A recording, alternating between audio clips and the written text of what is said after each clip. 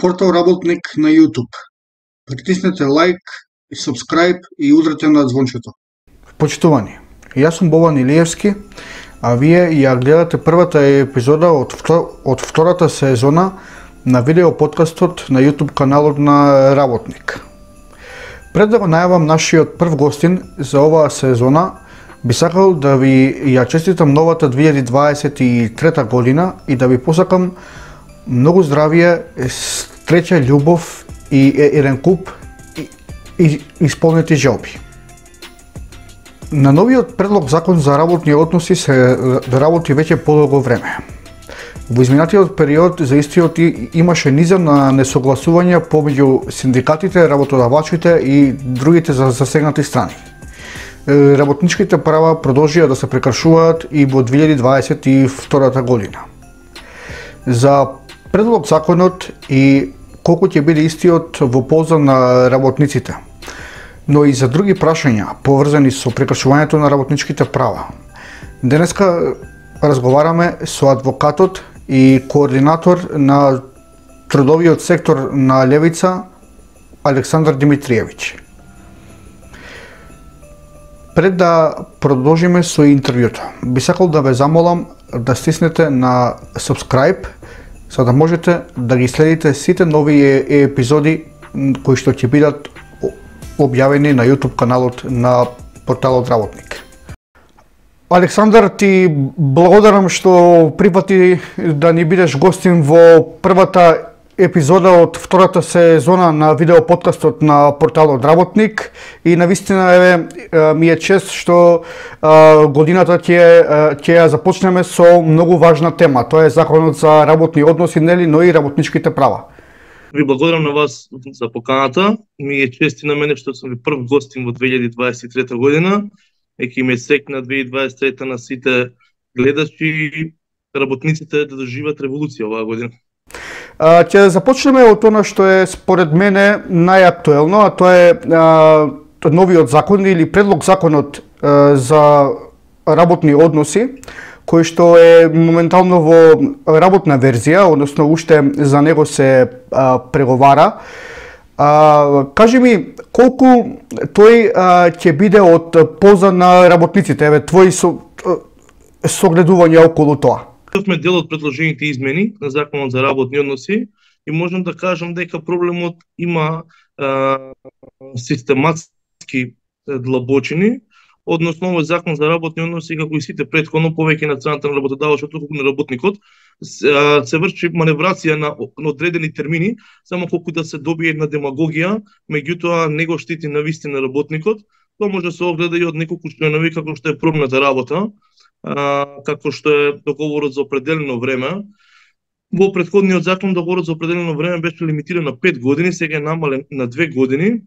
Меѓутоа сепак тоа не го штити работникот, затоа што определено време на работа кај работник создава несигурност и нестабилност воопшто на целиот тек и на целото делување како битие. Така да сезонската работа се уште е оставена да биде 9 месеци како најдолг период и можеме да заклучиме дека сепак овој закон е направен во насока на заштита на работодавачот или користење на механизми кои што му даваат на работодавачот можности да го манипулира работникот исто како претходно. Ние како општество генерално наместо да ги користиме оние модалитети како модус операнди, ние ги злоупотребуваме и за тоа треба законот за работни односи да биде стриктно насочен према работникот, за да може работникот да биде заштитен онака како што е предвидено во меѓународното право. Ќе преминеме на она што исто така сметам дека е важно. Сигурно вие и како партија, бидејќи ти си координатор на трудовиот сектор на Левица, сигурно и имате забелешки по обширни во однос на новиот предлог закон, па да ни откриеш кои се тие.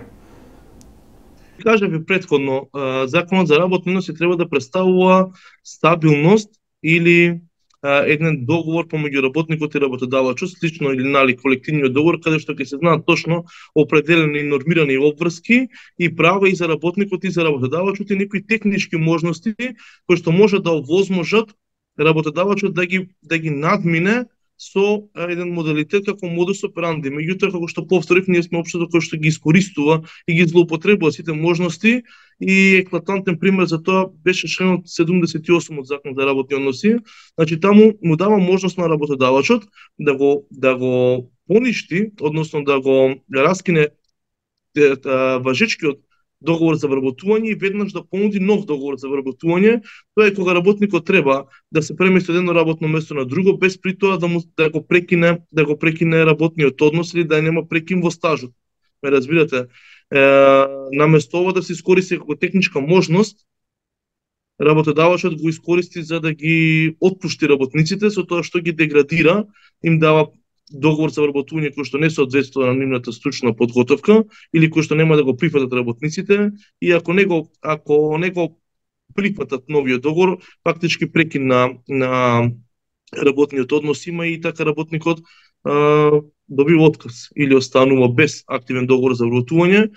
Значи, ова го направи Водовод со претходниот директор Душко Весковски и отпушти голем број на луѓе, затоа што претпоставам биле партиски поинаку определени од тоа што е тој.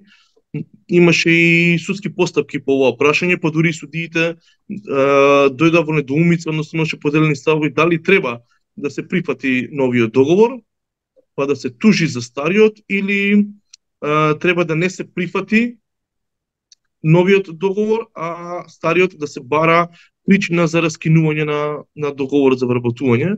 Значи, тоа е еден од примерите кај што ние ги злоупотребуваме, не ги користиме тие алатки. Исто така, еве гледам и во оваа работна верзија е договорот на определено време, кај што иако е намален на 2 години, договорот кој што може да се продолжува на определено време, сепак во став 3, мислам дека може и да тој рок биде и подолг доколку се менува одреден работник. Значи, ова мислам дека ќе најде примена највеќе во локалната самоуправа или во јавните предпријатија, па и во просветата. Таму често се случува да нема професор или наставник, па одреден наставник го менува и тоа на неодредено време, исто и во медицината докторите.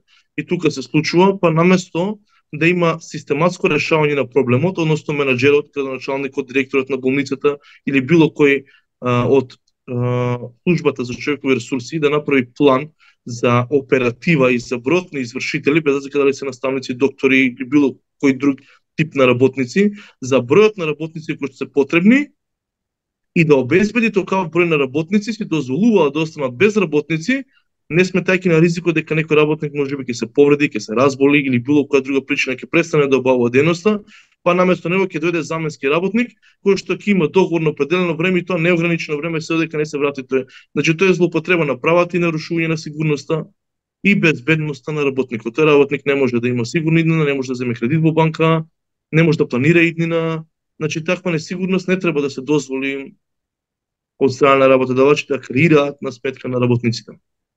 Сега би се префрлиле на една тема која што е доста интересна, и именно на крајот од 2022 година, сега во декември, објавив дека еден извештај од едни 2 светски платформи за вработување, кои што велат дека во 2023 година ќе се покаже она доминација на работниците, односно дека тие ќе го имаат главниот збор во тоа дали одреден работодавач ќе успее да ги вработи или не. Кажи ми ти, Александар, што мислиш со оглед на тоа дека кај нас има хроничен недостиг на работна сила? Дали конечно работниците ќе се освестат и ќе започнат да ги диктираат условите на пазарот на труд во нашата земја? Ако паметиш, уште при првото интервју или разговор што го правевме, апелиравме дека ќе се случи ова сега што сите медиуми го покажуваат како веројатно дека ќе се случи, тој недостигот на работна сила, односно конкретно во нашата држава, ние сме мала држава, секоја друга држава надвор од оваа држава нуди подобри услови за работникот и работниците нормално се мигрираат Значи најеклатантен пример е секторот угостителство, каде што сите работници малтене летово замина, најчесто за Хрватска и за други држави, и угостителството остана без работници. Тоа ќе се случи во сите други сектори, само заради тоа што работодавачите немаат фер однос кон работниците. За да имаат фер однос, мора да сватат дека работникот е оној кој што го создава производот, или како што вели Маркс, и неговиот труд, самиот негов труд е производ, а дотолку повеќе што и работникот е конзумент на она што е производот. Значи работниците како најголема, најраспространета класа во државата, они го купуваат производ кој што го произведува работодавачот, и работодавачот мора да биде свесен за таа работа и мора да ги калкулира во платата сите трошоци, вклучително нето платата до износ кој што работникот може да си го дозволи, да може да слободно да екзистира, да си ги дозволи оние слободни економски добра кои што се предвидени со минималната потрошувачка кошничка, кој што изнесува малтене 52.000 за месец октомври. Така да најавите на владата за минимална плата и покачувањето на минимална плата се само маркетиншки трик кој што не може да екзистира во пракса, а затоа и работниците си бегаат. Буквално бегаат од работодавачите. Па на работодавачите нема да им остане ништо друго, туку да ги засукат рагавите и они да се вклучат во процесот на производство, тоест они да станат работници, или како што поштано, или како што им налага процесот на производство. Значи, они сакаат да го потребат терминот пазарно општество, не постои пазарно општество, тоа е процес на производство и процес на труд. Работодавачите треба да сватат дека работникот е оној кој што треба да го негуваат и пред кој што треба да го воспостават фер однос ако сакаат да им продолжи процесот на производство на како што го замислиле. Неминовно ќе се случи, и тоа се случува во повеќето сектори, ако државата не интервенира и го остави приватниот сектор да ги диктира правилата, тогаш ќе треба и ние да увезуваме работна сила како што сега прават другите држави. Според податоците со кои што располага левица, нели, за поплаките за прекрашување на работничките права во 2022 година, можеш ли да ми кажеш за кои работнички права добивавте најмногу поплаки, односно кои работнички права најмалку се почитува? Од кога се објави апелот од страна на левица за пријавување на проблем поврзан со повреда на правата на работниците, се појавија доста поплаки од работници кои што најмногу сугерира или апелира дека работодавачот не им исплатил регрес за годишен одмор. Па понатака се правата за работа ноќе, преку времена работа во време на празник, работа за време на неделен ден за одмор, кој што работодавачот не ги исплаќа, особено во приватниот сектор.